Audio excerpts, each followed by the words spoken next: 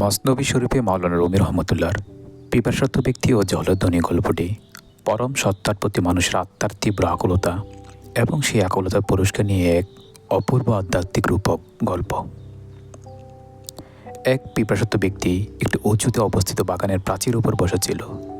নিচে একটি স্বচ্ছ জলের ঝরনা বয়ে যাচ্ছিল, কিন্তু প্রাচীরটি ছিল অনেক উঁচু, তাই সে নিচে নেমে জল পান করতে পারছিল না।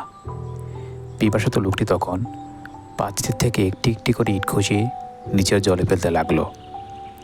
জল থেকে ছল ছল শব্দ আসছিল। সেই শব্দ শুনে লোকটির হৃদয়ে এক অপার্থিব প্রশান্তির জাগছিল। জল তখন প্রশ্ন করলো, হে মানব, এই ইট ছুটে মারলে তোমার কী লাভ?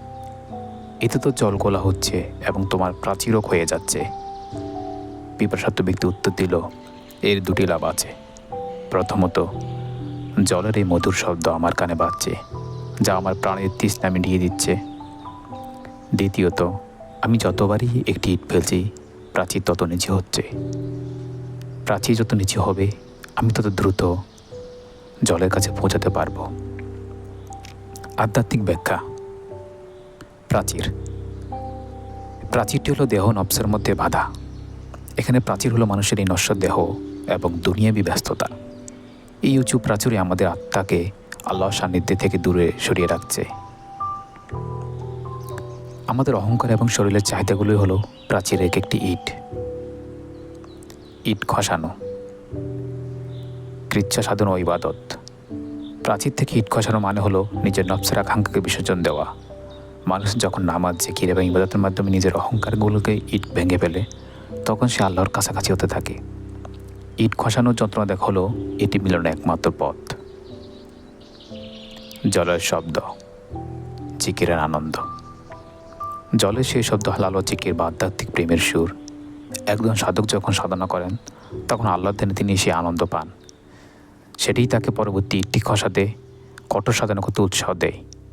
এই সুরই তাকে বাঁচিয়ে রাখে। পিপাসার্ত ব্যক্তি ইমানি তীব্রতা। যার তৃষ্ণা নেই, সেই ইট খসানোর কষ্ট সহ্য করবে না।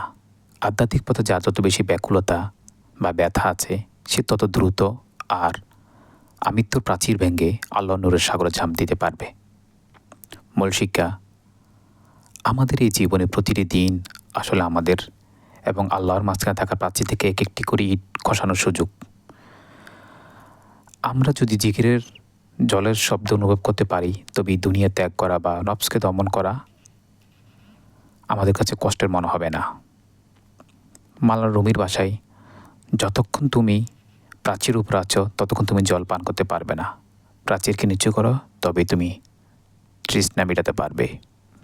এটি মূলত মানুষের বিনয় এবং নিরন্তর প্রচেষ্টার গল্প।